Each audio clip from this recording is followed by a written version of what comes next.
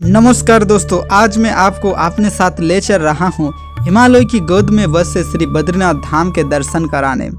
ये सिर्फ एक मंदिर नहीं, ये वो स्थान है जहाँ देवता भी तपस्या करने आते हैं, जहाँ हर पत्थर की एक कथा है और हर हवा में मंत्र की ध्वनि गूंजती है। वीडियो को अंत तक जरूर देखिए, क्योंकि आज मैं आपको केवल दर्शन नहीं कराएंगे बल्कि बद्रीनाथ की पूरी दिव्य यात्रा का अनुभव कराने वाला हूँ।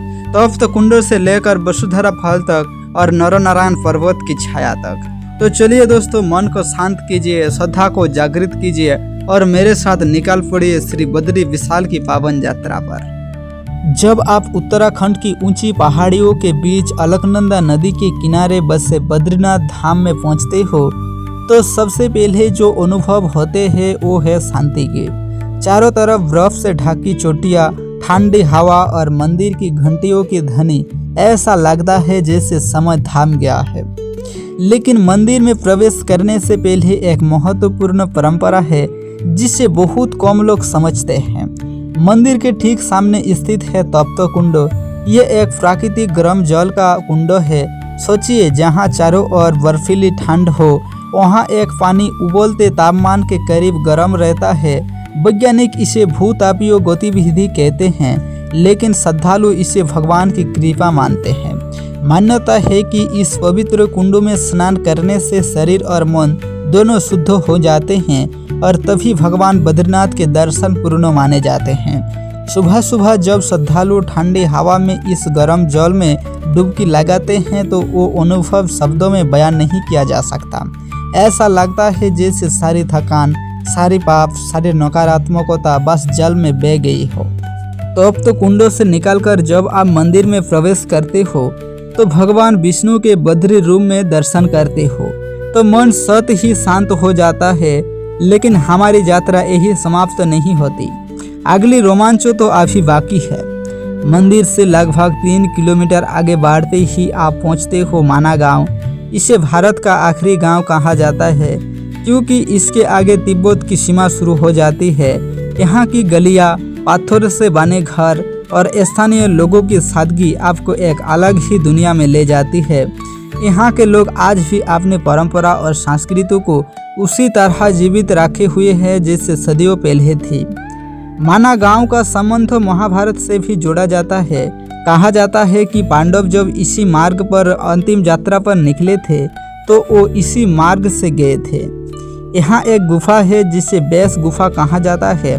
मान्यता है कि महर्षि वेदव्यास ने यहीं बैठकर महाभारत की रचना की थी और भगवान गणेश ने इसे लिखा था। जब आप इस गुफा के अंदर खड़े होते हो तो एक अलग ही ऊर्जा महसूस होती है, मानो इतिहास की धड़कन आज भी वहाँ गूंज रही है। माना गांव में ही थोड़ा आगे बढ़ने पर मिलता है भीम पुल। ये एक विशाल पत्थर का प्राकृतिक पुल है जो सरस्वती नदी पर रखा हुआ है। कथा है कि जब द्रौपदी इस नदी को पार नहीं कर पा रही थी तब भीम ने एक विशाल शिला उठाकर नदी पर रख दी ताकि सब पार जा सके। आज भी ये पत्थर उसी तरह रखा है। नीचे सरस्वती नदी का तेज प्रवाह और ऊपर ये विशाल शिला। ये दृश्य रोमांचित कर देता है। आप यहाँ खड़े होकर सोचते हो, क्या सच में ये भीम की शक्ति का प्रमाण है? आस्था कहती है हाँ। भीम पुल से आगे बढ़ते ही प्रकृति का और एक अद्भुत चमत्कार आपका इंतजार करता है, वसुधरा फल। ये लगभग 6 किलोमीटर की ट्रैकिंग के बाद दिखाई देता है।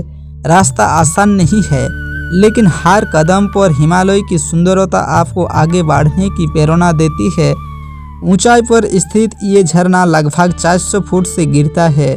मान्यता है कि इसकी बूंद केवल उसी पर गिरती है जिसका मन और कर्म पवित्र होते हैं। जब सूरज की रोशनी पानी की धारा पर पड़ती है तो ऐसा लगता है जैसे चांदी की लकीरें आकाश से धरती पर उतर रही है।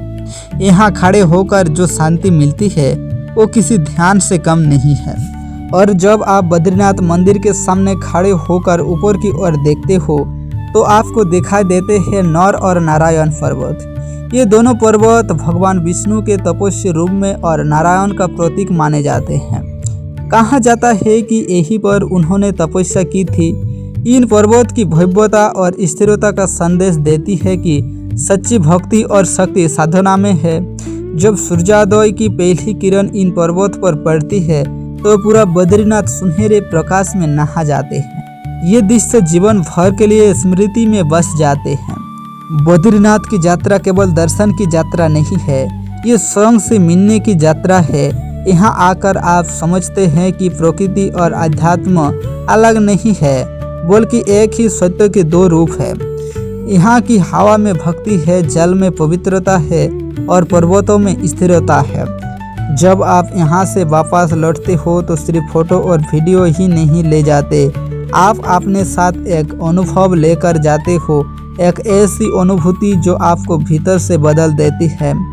तो अगली बार जब आप बद्रीनाथ जाइए तो सिर्फ मंदिर के दर्शन तक सीमित ना रहिए, तप्त कुंडों की ऊष्मा को महसूस कीजिए, माना गांव की सादगी को देखिए, भीम पुल की कथा को सुनिए, वसुधरा की शांति को महसूस कीजिए और नरनारायण पर्वत की दिव्यता को निहारिए।